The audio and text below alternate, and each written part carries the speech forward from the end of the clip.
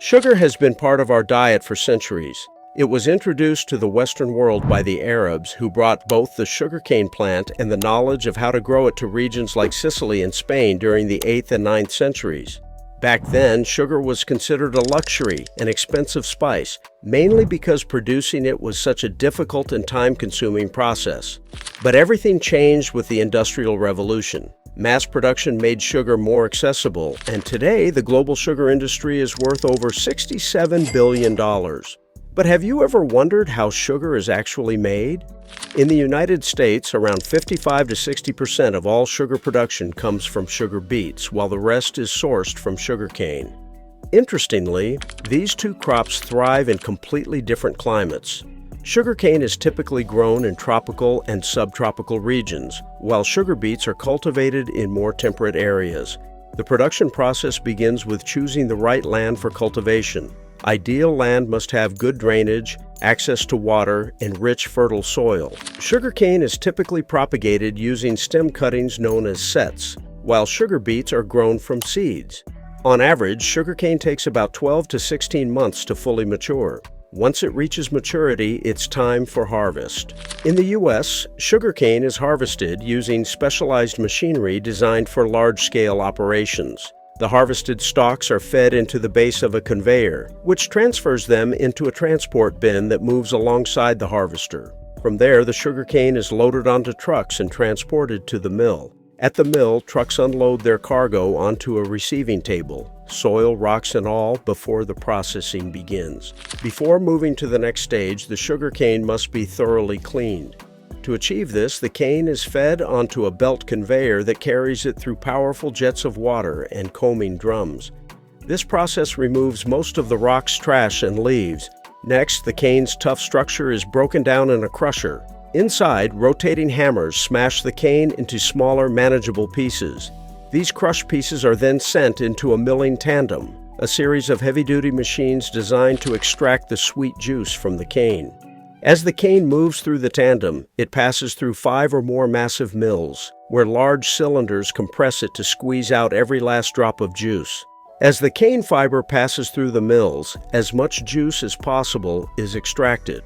This juice is then directed into a separate channel away from the leftover material known as bagasse, the dry, fibrous pulp that remains after the juice has been removed. But bagasse isn't wasted. It's often burned as a biofuel to power the mill itself, making the process more energy efficient and sustainable. Eventually, the extracted juice is collected in a large vat, flowing in from both the top and bottom of the milling system. Now that the sweet juice has been successfully separated from the sugarcane, it's ready for the next stage of the production process. Before the juice can be processed, it must first undergo a series of tests at the sugar mill's laboratory. During this stage, the juice is purified and analyzed using specialized equipment, including a polarimeter. Testing the sugar concentration is crucial for several reasons. It ensures consistent product quality, helps optimize the processing steps, determines the expected sugar yield, and even influences fair pricing for growers. Additionally, these tests are essential for meeting industry regulations and supporting ongoing scientific research and development. Next, the sugarcane juice falls through a 10-meter-high tower, while sulfur dioxide vapors rise up through it. This process is called sulfitation. It helps preserve the juice by preventing the growth of harmful microorganisms and also balances its natural acidity.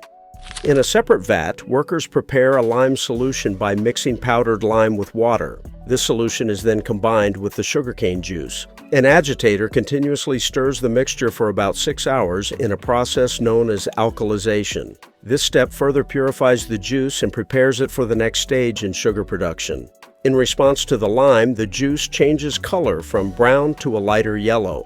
Next, the juice is transferred to clarification tanks, where it undergoes a settling process to remove any remaining impurities. This takes over 2 hours as the impurities fall to the bottom of the tank. However, the residue, often referred to as mud, isn't discarded. Instead, workers filter it to extract any remaining sugar. Once all the sugar is extracted, the leftover mud is repurposed as fertilizer, making use of every part of the process.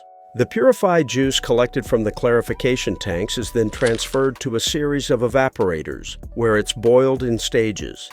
Each succeeding evaporator operates at a higher pressure, allowing the sugar to boil at a lower temperature.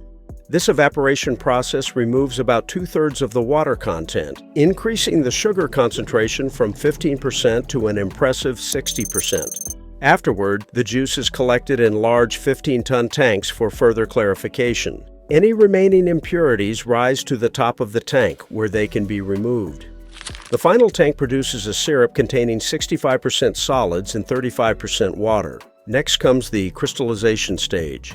This occurs in a single-stage vacuum pan, where the syrup is evaporated until it becomes saturated with sugar.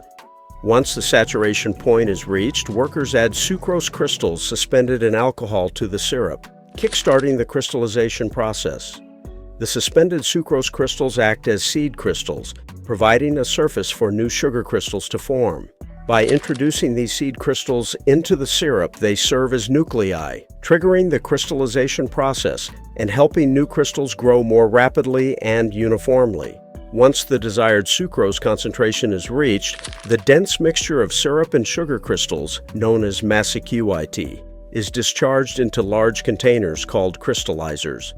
Crystallization continues in these containers as the massicuite is slowly stirred and cooled. Next, the mixture is transferred to a high-speed centrifugal machine. Inside, the sugar spins at 1,200 RPM, separating the sugar crystals from the uncrystallized syrup. This process results in the separation of mother liquor, or molasses, from the sugar crystals, resulting in raw sugar with a purity of about 97 to 99%.